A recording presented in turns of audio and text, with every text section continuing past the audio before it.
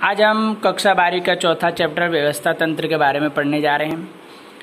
तो प्रस्तावना से शुरू करते हैं। व्यवस्था तंत्र में क्या है, तो आप देखिए कि आयोजन के द्वारा उद्देश्य निश्चित किए जाते हैं। क्या होते हैं आयोजन के द्वारा, क्या किए जाते हैं, उद्देश्यों को निश्चित किया जाता है। संचालन सफलता का आधार आयोजन है, आयोजन पर नहीं होता, बल्कि आयोजन के प्रभावशाली अमल करता है। आयोजन के प्रभावशाली अमलों को उसके उद्देश्य प्राप्ति के लिए प्रबंधक ढांचा रचना करने उस व्यवस्था था। मतलब आयोजन आपने कर लिया था, आयोजन से क्या पूरा कार्य हो सकता है? नहीं।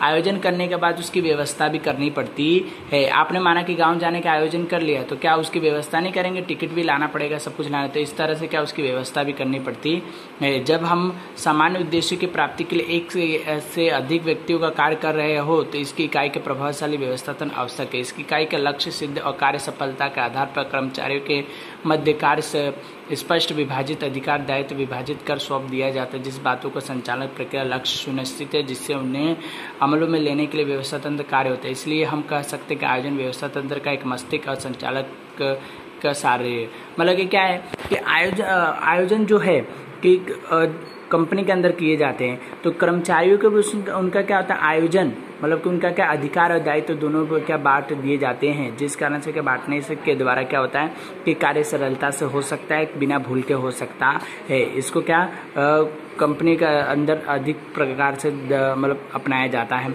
आयोजन को क्या इकाई के अंदर कंपनी को उसका मस्तिष्क माना जाता है, जबकि इस व्यवस्था तंत्र को उसका शारीरिक ढांचा भी माना जाता है।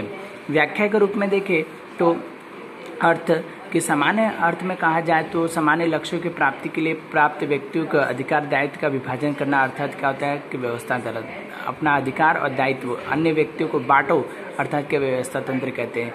अब चेस्टर आइड बॉन्ड के द्वारा दो या दो से अधिक व्यक्तियों के सहयोग द्वारा होने वाली जो प्रवृत्ति है उसको क्या बोलते हैं, वो व्यवस्था तंत्र माना जाता रहा है। ठीक है। अब इसमें लुइस एलन के मतलब से ये भी क्या एक शास्त्री थे। उन्होंने कहा कि व्यवस्था तंत्र ऐसी प्रक्रिया जिसमें निश्चित उद्देश्य की प्राप्ति के लिए अधिक से अधिक प्रभावी रूप से कार्य कर रहा हो, स्पष्ट करना या उसके वर्गीकरण करना या अधिकार दायित्व को सौंपना, अर्थात क्या ये व्यवस्था तंत्र माना जाता है, ऐसा मानते हैं। ठीक है।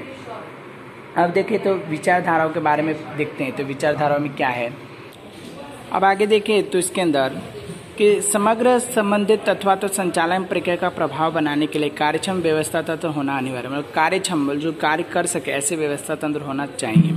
संचालन के ज़्यादातर कठिनाई कार्यक्षम व्यवस्था तंत्र में पैदा होती है, जिसमें उनके कारण व्यवस्था तंत्र इकाई के निश्चित समय पर उद्देश्य सिद्ध नहीं हो पाता। मतलब जो उद्देश्य होना चाहिए वो क्या वो सिद्ध हो पाता नहीं है। ठीक है। जो उद्देश्य उनका माना जाता है वो उद्देश्य पूरे हो पाते नहीं हैं।